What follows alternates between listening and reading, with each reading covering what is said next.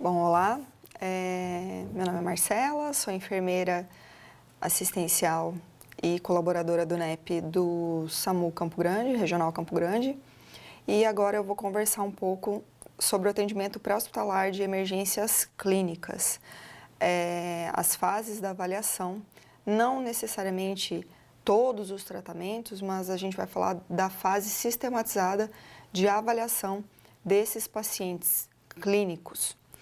Para quem já assistiu a aula de pacientes vítimas de trauma, vocês vão notar muitas semelhanças, similaridade entre aquela aula e essa, com alguns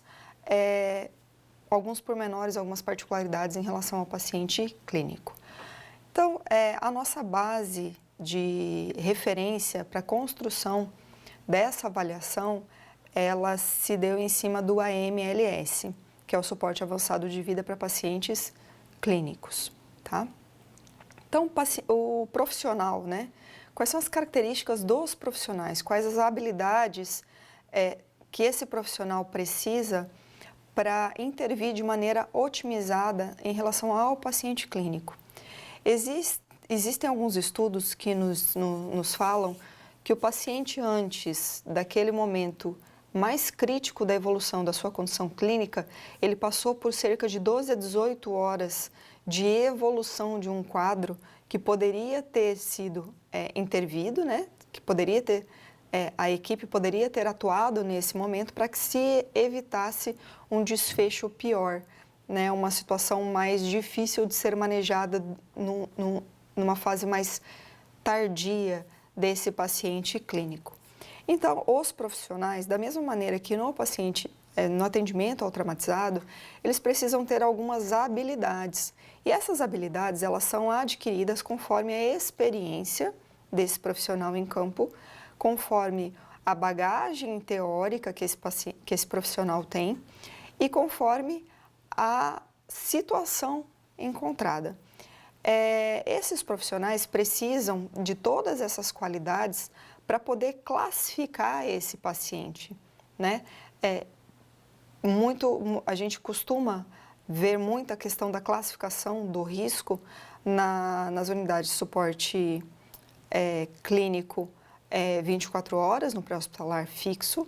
A gente vê muito isso no terciário e em relação à central de regulação, quem faz essa classificação do risco é o médico regulador. No entanto, a equipe, quando ela chega na cena e visualiza o que realmente está acontecendo naquele local, também vai classificar o risco desse paciente. Aquele paciente que não oferece risco à vida, que não tem uma situação urgente, né? Talvez ele precise apenas do transporte até a unidade de saúde mais próxima.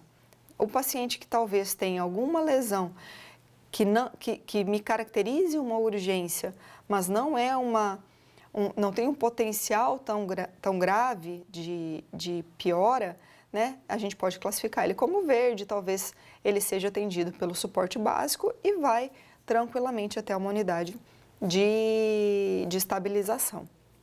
Entretanto, o paciente que eu classifico como amarelo ou como vermelho, eu tenho aqui aquela separação dos pacientes não graves para os pacientes graves. E aí eu vou ter um potencial de gravidade no paciente que eu classifico como amarelo e um paciente grave que eu classifico como vermelho, tá?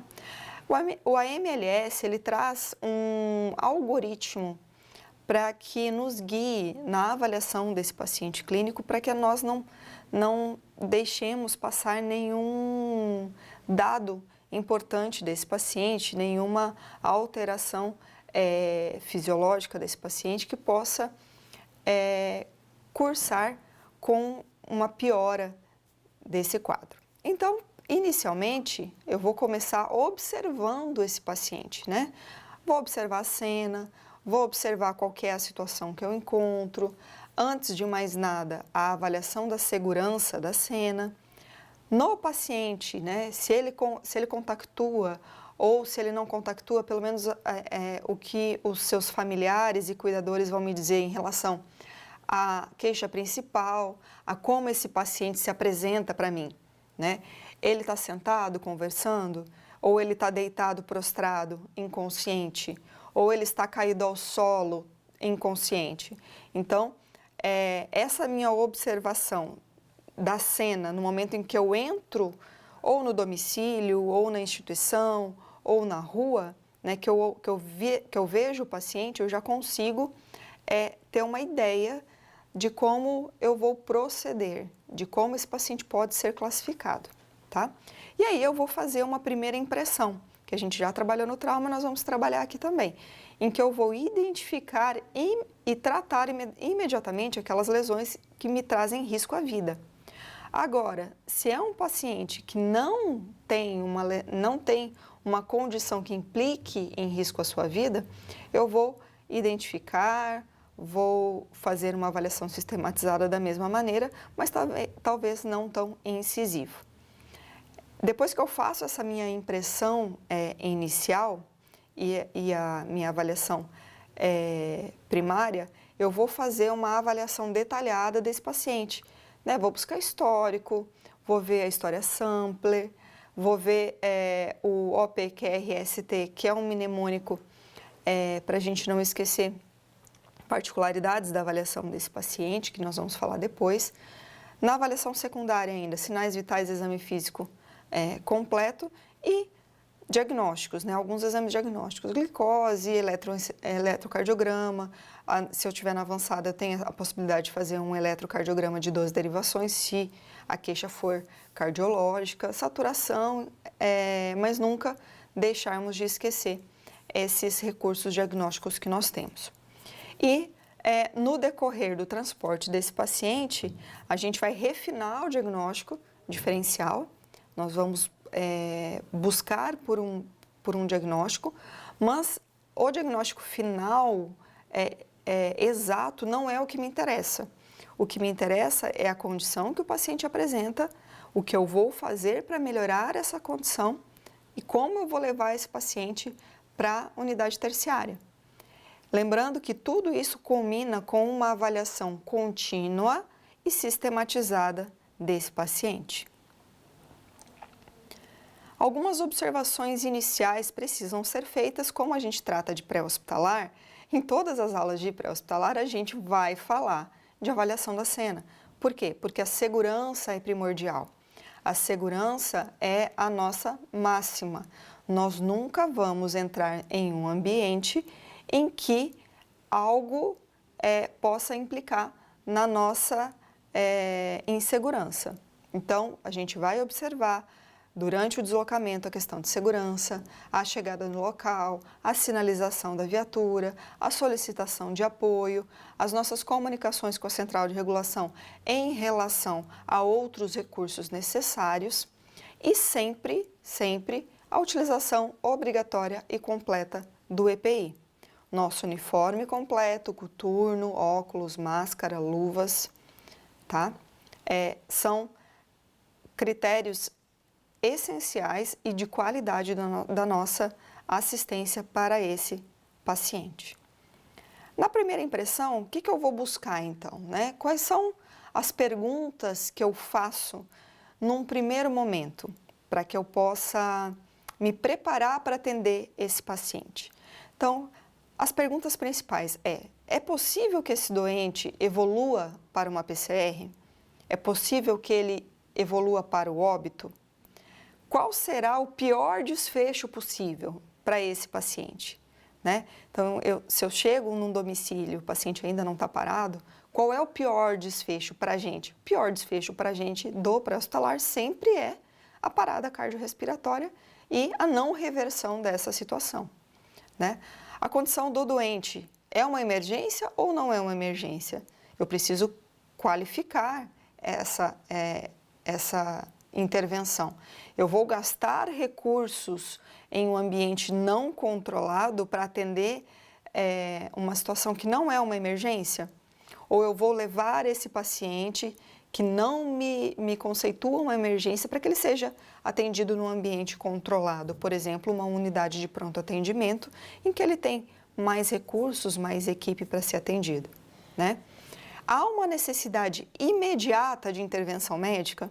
Essa é uma pergunta que as unidades de suporte básico sempre precisam se fazer, ou intermediário, né? Então, aquelas unidades que não possuem um médico tripulando, precisam, na primeira fase da avaliação da impressão desse paciente, se perguntar: esse paciente precisa de intervenção médica imediata? Se a resposta for sim, a unidade de suporte avançado precisa ser acionada, caso ela já não tenha sido acionada pelo médico regulador, tá? Então, isso precisa ser respondido no primeiro momento. E aí, com a minha primeira impressão, eu vou pensar no potencial de urgência, no potencial de gravidade desse paciente. Quais repercussões isso pode levar para o meu paciente, né? Em relação ao sistema neurológico. É um AVE? É uma crise epilética? É um rebaixamento do nível de consciência que eu não consigo determinar a causa? Em relação às afecções respiratórias, é asma, bronquite, é um paciente DPO-cítico exacerbado, um edema agudo de pulmão, que eu consigo iniciar o tratamento durante a minha avaliação primária e vou intervindo ao longo do trajeto de transporte, ou eu vou aguardar estabilizar esse paciente, ou eu preciso de mais recursos, preciso me deslocar com a máxima rapidez para chegar numa unidade terciária, tá? Em relação ao sistema cardiovascular, né? Esse paciente, ele é portador de uma arritmia, ele evoluiu com uma arritmia, é uma crise hipertensiva que eu consigo iniciar já um tratamento, uma insuficiência cardíaca descompensada, que eu já vou instituir medidas medicamentosas nesse primeiro momento para esse paciente.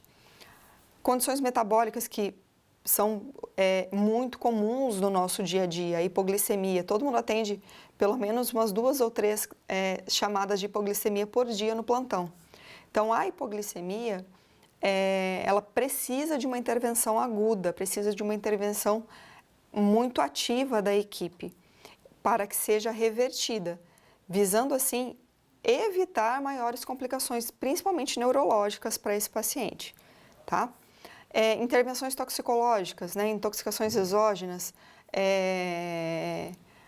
autoagressão por parte do paciente, ou mesmo intoxicações que não foram intencionais, precisam ser manejadas.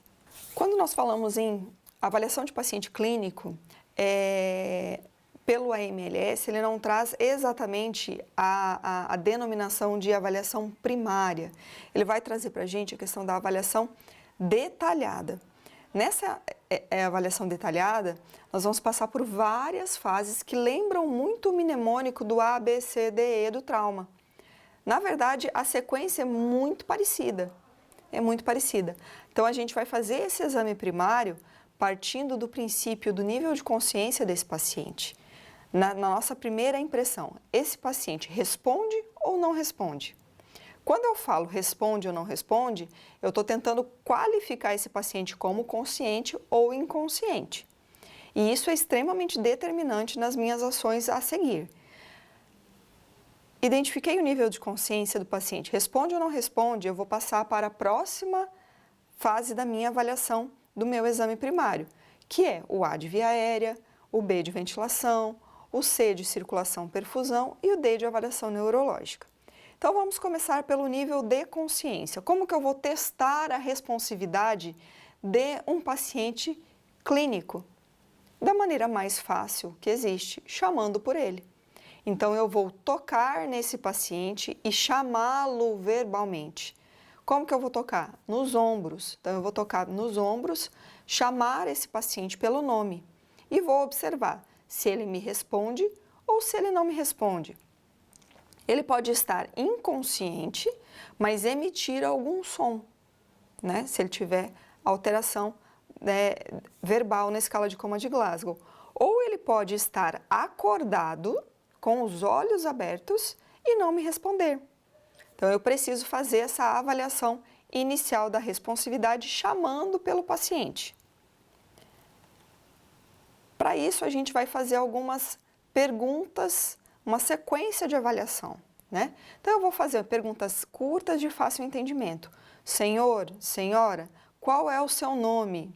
Quantos anos você tem? né? Fale comigo, o que você sente? Então, são perguntas fáceis. Aí, a depender da resposta desse paciente, eu vou prosseguir a minha avaliação. Se esse paciente me responde, ele tem uma via aérea pérvia, ele tem uma oxigenação neurológica suficiente, uma perfusão cerebral, né? É suficiente para fazer com que ele entenda o que está acontecendo e me responda. Ou se esse paciente não me responde, que tipo de resposta verbal ele me dá? São palavras soltas? São palavras inadequadas? São apenas sons emitidos? Aí eu vou traçar um parâmetro do meu nível de consciência. Eu já vou aplicar a escala de Coma de Glasgow aqui? Não, mas eu preciso saber se esse paciente está consciente ou inconsciente. Se ele tem uma consciência e ele fala comigo, a via aérea está liberada, ok.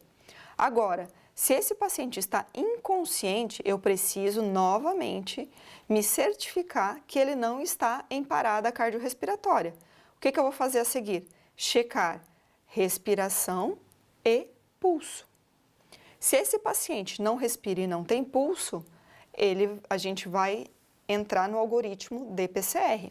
Agora, se esse paciente tem pulso e respira, a gente vai atuar no nosso exame primário, seguindo a avaliação do A, B, C, D e E. Ainda dentro do exame primário, depois que eu checo o nível de consciência do paciente, eu vou abordar as vias aéreas desse paciente. É uma avaliação rápida e é uma avaliação sistematizada. Vamos lembrar aqui o que é diferente em relação ao paciente vítima de trauma e o paciente clínico. Nesse momento, no paciente clínico, eu não me preocupo com estabilização da coluna cervical. Eu não me preocupo em colocar colar cervical no paciente, estabilizar manualmente, porque não houve um trauma, não houve um potencial de lesão para a coluna cervical desse paciente, tá? Como que eu faço a primeira avaliação, né? Primeira avaliação. Nós já vimos que a causa mais comum de obstrução da via aérea no paciente, tanto clínico quanto traumatizado, é a queda da base da língua. E aí, o que eu vou fazer? Eu vou fazer um reposicionamento manual, que eu posso, de acordo com a figura aqui, hiperestender o pescoço do paciente. No momento em que eu hiperestendo e faço uma posição de cheiro para esse paciente, a língua ela se projeta para a sua posição natural e ela libera a passagem de ar posterior.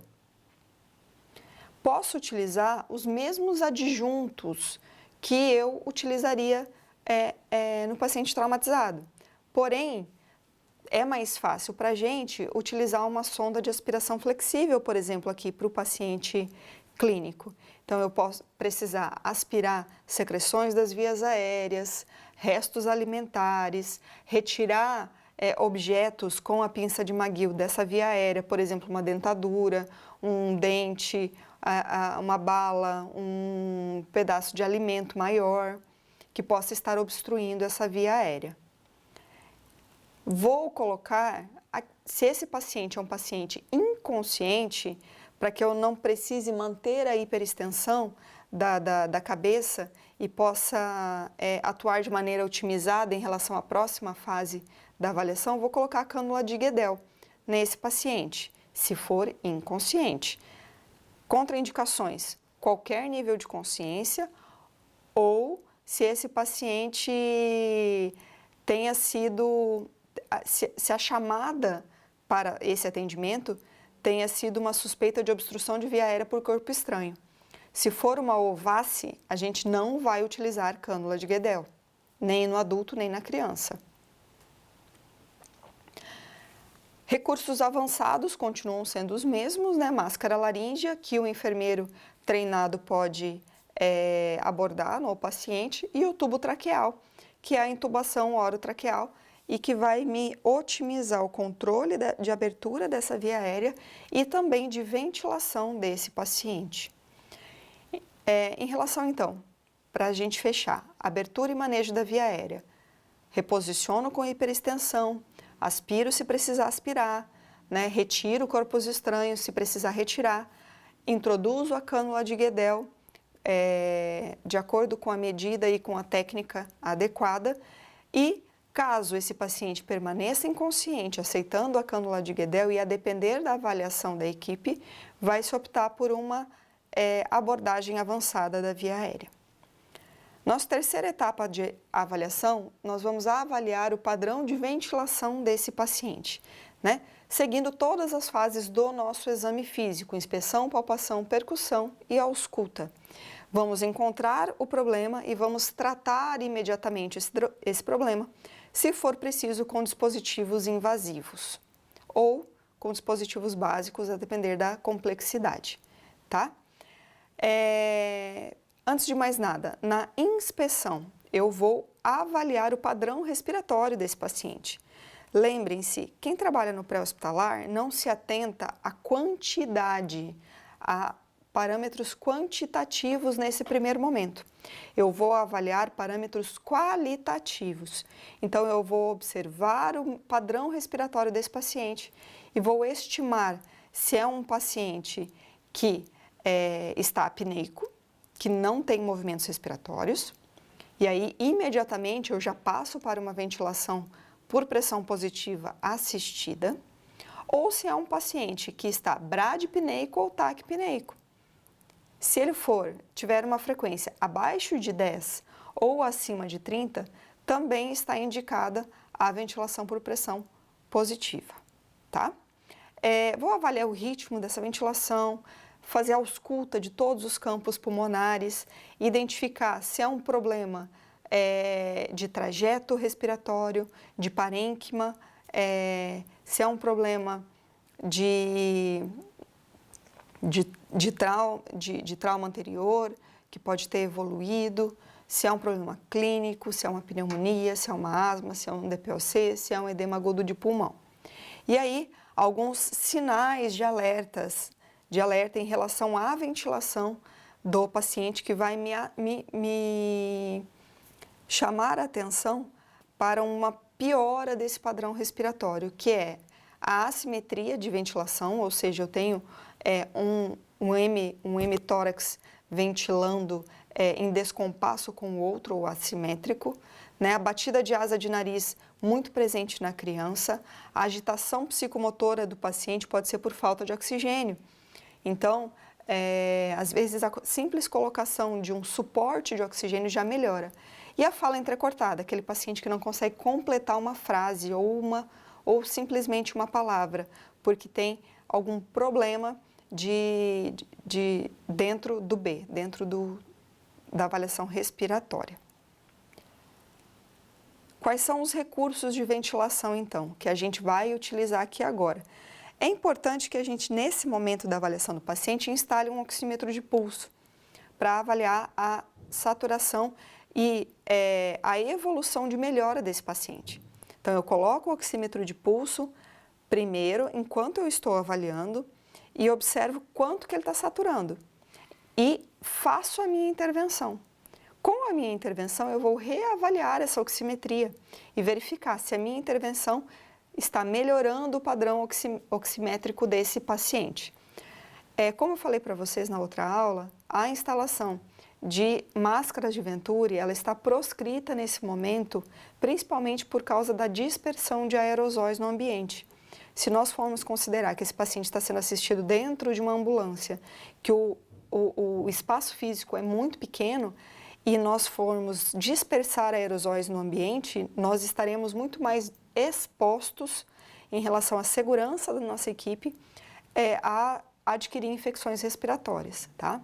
Então, evitar ao máximo o uso da máscara de Venturi. O catéter nasal, ele vai ser utilizado em algumas situações pontuais clínicas, quando esse paciente não tem alteração do padrão respiratório, mas a condição clínica dele me remete a uma saturação abaixo de 94. E aí eu vou colocar um catéter nesse paciente. O ideal para reposição de oferta com FO2 a 100% seria a máscara não reinalante. A gente sabe que nem todos os serviços possuem esse dispositivo, mas é o mais adequado. para se tratar aquele paciente que está no borderline entre a bradipneia e a taquipneia, que tem um esforço respiratório, que tem um trabalho para respirar e que não precisa ainda da ventilação por pressão positiva. E aí eu vou instalar essa máscara não reinalante no paciente e observar a resposta que isso vai me trazer. A abordagem, então, de oxigênio-terapia, ela é caso a caso, ela é individual. Então, de acordo com a avaliação de cada paciente. Mas o nosso objetivo é um objetivo universal, que é manter a saturação mínima de 94%. Muitas vezes, na avaliação do B, o simples posicionamento da vítima em uma posição de conforto que melhore o seu padrão respiratório, que melhore a sua busca pelo ar, né? Posicionar o paciente na maca com o leito a 90 graus, por exemplo, já melhora muito a situação respiratória desse paciente. Um exemplo, um paciente com edema agudo de pulmão nunca vai tolerar um decúbito dorsal. Ele precisa ser transportado e assistido sentado na maca. Isso vai trazer um conforto para esse paciente, tá? Então, todo caso, como via de regra, de dispneia, de dor no peito, de desconforto respiratório, no mínimo a gente vai deixar esse paciente a 45 graus. A depender, é claro, de cada situação, podendo permanecer em até 90 graus. Como que eu vou abordar esse paciente que tem um rebaixamento do nível de consciência, né? O paciente ainda consciente, eu vou manter ele numa posição de repouso, uma posição confortável, né? Uma posição em que ele se sinta bem. Mas e se o meu paciente tem um rebaixamento do nível de consciência? Como que eu vou mantê-lo? Eu vou manter esse paciente com a cabeceira rebaixada, de modo a que eu possa intervir nessa via aérea e nessa ventilação. Então, eu vou, se for um quadro pós-crise convulsiva, eu até posso permitir que esse paciente mantenha uma posição de recuperação lateral. Mas nos demais, eu preciso estar posicionada adequadamente para intervir nessa via aérea. Intervenção que eu digo é oxigênio-terapia, posição de cânula de Guedel, talvez uma ventilação por pressão positiva, no suporte intermediário avançado, talvez uma colocação de máscara laríngea ou intubação. Em relação à avaliação da circulação desse paciente, da minha intervenção, eu vou seguir os mesmos mnemônicos, com exceção da hemorragia, que normalmente o paciente clínico, ele não tem nenhum sangramento externo, né?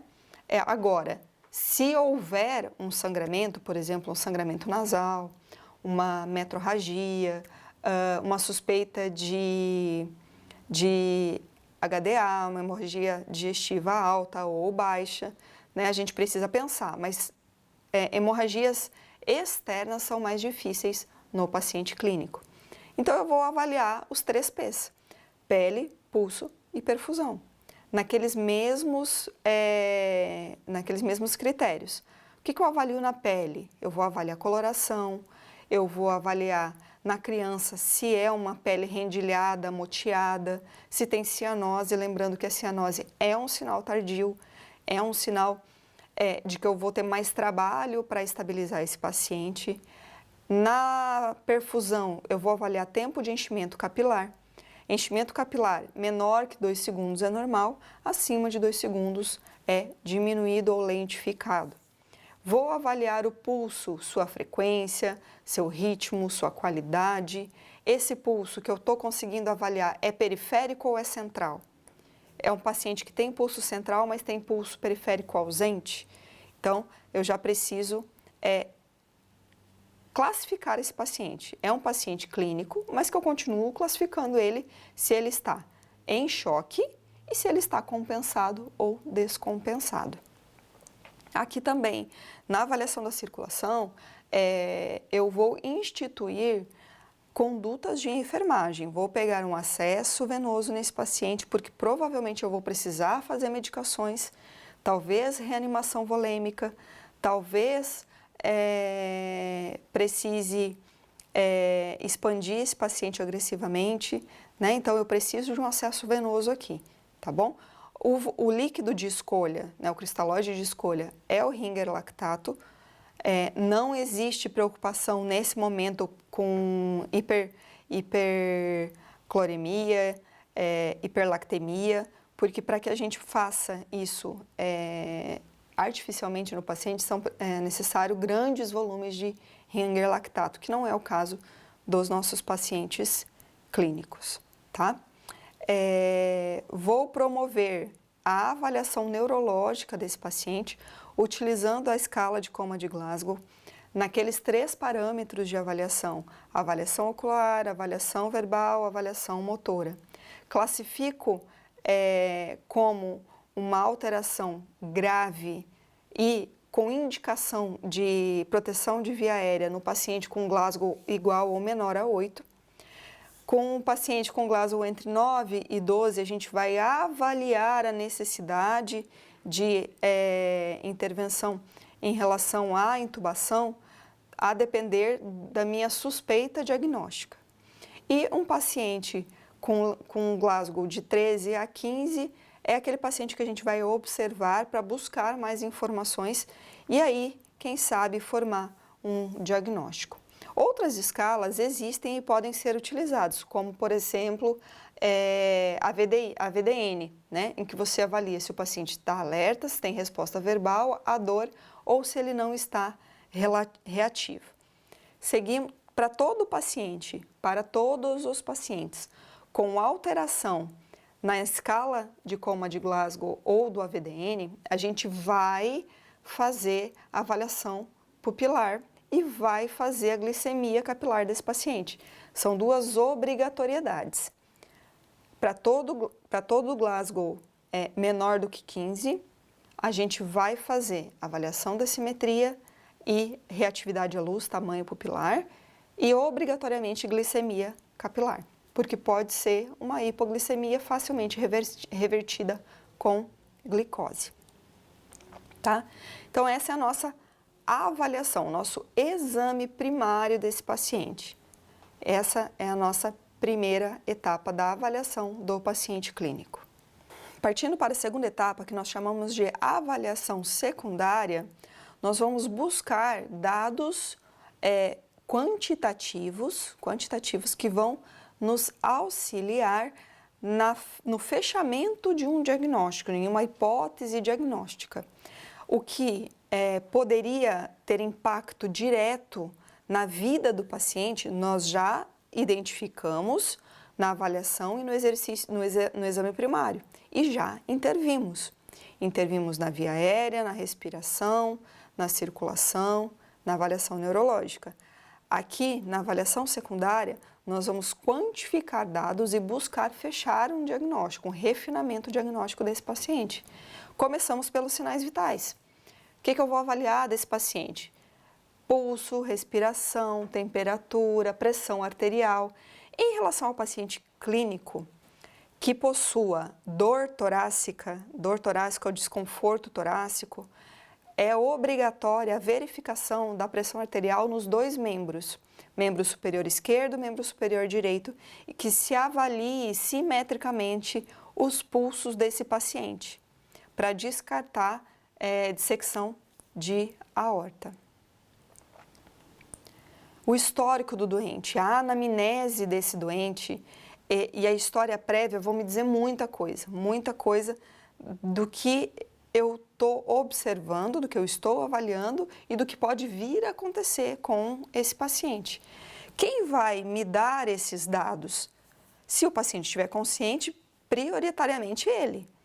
Se ele estiver com dificuldade de falar ou inconsciente, a pessoa que presta cuidados a esse paciente.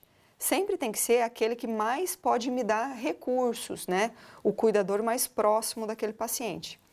E para que a gente faça essa história da doença atual, existe um mnemônico, né? que pega os marcadores do eletrocardiograma, que é OPQ-RST. O que é o O? O é de o início, quando começou, quando essa situação se instalou. Lembra que eu falei para vocês lá na primeira fala? Existem estudos que dizem que um paciente, quando ele aciona o serviço de emergência ou quando ele está no seu estado mais crítico, ele já passou por 12 a 18 horas de sinais e sintomas. Então é importante a gente identificar quando exatamente isso começou, principalmente em afecções neurológicas e cardiológicas, para que a gente possa determinar os tempos iniciais, o tempo que esse paciente tem para porta-balão ou para revascularização, seja ela cerebral ou seja ela cardíaca, tá? O P, ele é de paliação, provocação. O que aconteceu, o que piorou, né? O que melhora, o que piora esse desconforto, né? É um desconforto que acontece quando se faz algum esforço físico ou não. O que de qualidade, né? Qual que é a qualidade desse desconforto, a qualidade dessa dor? É dor em aperto, é dor em pontada, é dor em facada, é uma dor disseminada, é uma dor pontual, né? R de referida, de irradiação, região, né? É uma dor local, pontual ou é uma dor que se move, né? S de severidade, e aqui a gente vai classificar a dor pela escala de dor de 0 a 10, sendo que 0 é ausência completa de dor e 10 a pior dor que esse paciente já sentiu na vida, tá? E o T de tempo, tempo de duração da dor.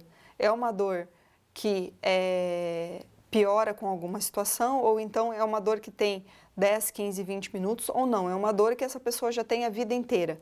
São abordagens diferentes, tá? Ainda dentro da anamnese, a gente pode usar também o mnemônico sampler, né? Que vai nos trazer sinais e sintomas no S, alergias, medicamentos em uso, o passado médico desse paciente. É um paciente com comorbidades prévias, né? Já tem situações semelhantes a essa do que está acontecendo. Líquidos e alimentos ingeridos por esse paciente, aí pensando em intoxicações, pensando em jejum, caso esse paciente precise ir para um CAT para fazer uma tomografia, por exemplo, ou precise fazer contraste. O evento precedente a isso, né? Ele já vem em sofrimento há muito tempo ou foi um evento agudo? Quais são os fatores de risco desse paciente, né? É um paciente obeso? É um paciente que tem um fator cardiológico muito forte na família? Então, a gente precisa fazer esse levantamento. Para que serve tudo isso? Para que no final a gente tenha um diagnóstico mais refinado. A queixa principal do paciente, ela vai entrar lá naquele primeiro mnemônico, né, do OPQ-RST. Então, só reforçando que a queixa principal do paciente, ela é extremamente importante. Ainda dentro da nossa avaliação secundária, eu vou ter o meu exame físico, obviamente. E o meu exame físico, ele vai passar por todas as etapas de um exame físico completo. Inspeção, palpação, percussão, ausculta e avaliação da função motora e sensorial desse paciente, caso eu esteja desconfiando que é um evento neurológico acontecendo. Vou fazer a avaliação de força motora. E posso utilizar aqui escalas de avaliação de dor, posso utilizar Cincinnati para avaliar suspeita de AVE ou não. Então, aqui eu vou usar todos os recursos que eu tenho prévios, técnicos, para refinar o meu exame físico. E na ambulância, dentro da ambulância, os meus estudos diagnósticos ficam um pouco limitados. Eu posso fazer glicemia capilar, eu posso fazer um eletrocardiograma de 12 derivações, caso meu paciente precise, posso avaliar a oximetria, né? Outros exames me deixam um pouco mais amarradas em relação ao diagnóstico, mas também não é o meu objetivo final fechar um diagnóstico exato nesse momento. O meu objetivo aqui é refinar o meu diagnóstico no sentido de atuar nas lesões e nas situações que colocam em risco a vida daquele paciente naquele momento. O refinamento, então, do diagnóstico diferencial, ele vai me responder a 3 perguntas básicas, né? Esse paciente, primeiro, ele tem risco de vida? Ele é um paciente crítico ou ele é um paciente não crítico? Então, aqui eu vou refinar, vou utilizar tudo que eu busquei de informações no meu exame primário, na minha avaliação secundária, junto com os meus diagnósticos, os meus exames diagnósticos que eu tenho aqui dentro da minha ambulância, do meu ambiente de trabalho, para responder a isso. Se esse paciente tem risco à vida, se ele é crítico ou se ele é não crítico. A avaliação continuada desse paciente vai se dar durante todo o trajeto até o momento em que eu passar a responsabilidade desse paciente para uma outra equipe, seja numa unidade de pronto atendimento, seja numa unidade terciária. Então, durante todo esse deslocamento, nós vamos reavaliando esse paciente. Principalmente, reavaliar a minha conduta. Então, se lá no A eu instituir um reforço, uma terapia de oxigenoterapia para esse paciente, eu preciso reavaliar se isso foi efetivo e se foi suficiente. Se aquela minha ação, se aquele meu procedimento não foi suficiente, não foi resolutivo, eu vou passar por um degrau a mais de complexidade na abordagem da via aérea desse paciente, tá? Se ele tinha um desconforto respiratório e eu instituir, a exemplo, um broncodilatador inalatório, eu posso precisar fazer alguma coisa endovenosa para esse paciente, né? Então, eu vou reavaliando as minhas condutas. E durante o transporte, se eu precisar, eu paro e recomeço a avaliação desse paciente, tá? Então, na avaliação contínua, os meus objetivos, eles são modificar o diagnóstico diferencial que eu pensei lá no início, se for necessário, modificar o tratamento que eu estou instituindo, se for necessário, e principalmente monitorar a minha resposta terapêutica. Esse paciente respondeu à minha intervenção? Não respondeu? Ou foi uma resposta transitória, tá? Como considerações finais, a gente volta a falar das populações especiais, né? Dos pacientes que têm uma resposta diferenciada em relação ao adulto jovem. Quem são essas populações especiais? Os idosos, as crianças, as gestantes, os atletas de alto rendimento, tá? Essas são, e os obesos mórbidos, que a gente pode precisar modificar toda a nossa assistência para otimizar a abordagem a esses pacientes. Então, em relação aos idosos, a gente já sabe que esses idosos eles têm uma resposta piorada em relação aos seus mecanismos compensatórios, né? Além do que eles já trazem comorbidades associadas às vezes de longa data, né? Essas comorbidades. E aí, além de uma situação aguda, eu preciso intervir no manejo dessas comorbidades num primeiro momento. As crianças a gente lembra que elas têm um potencial de compensação muito grande. Então, as crianças conseguem e elas resistem a situações de esforço respiratório, de choque instalado por muito tempo. Porque o seu mecanismo compensatório é muito novo, é muito ativo, é muito ágil, né? O que é o grande problema em relação à criança ela mostra ao longo do tempo, né, que ela está indo mal, e quando ela gasta todos os seus mecanismos compensatórios, ela desliga, ela descompensa de uma vez. E aí, para eu conseguir reverter essa situação na criança, é muito difícil.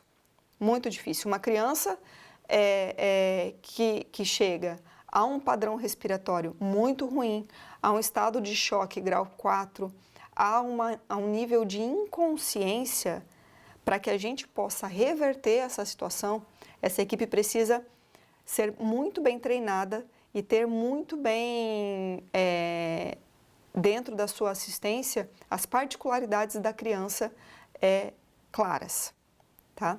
Em relação às gestantes, a gente lembra que o melhor tratamento dado à mãe é, consequentemente, o melhor tratamento dado ao bebê. Então, quanto melhor eu tratar essa mãe, quanto mais agressiva eu for na abordagem em relação ao A, B, C, D dessa mãe, eu vou estar dando o melhor para o bebê. Nesse momento, o bebê ele não vai ser a nossa principal prioridade. A prioridade sempre vai ser a mãe, tá? Em relação aos atletas de alto rendimento, a gente também tem a questão do sistema compensatório muito bem determinado e principalmente a questão da bradicardia. Atletas de alto rendimento são bradicárdicos fisiologicamente.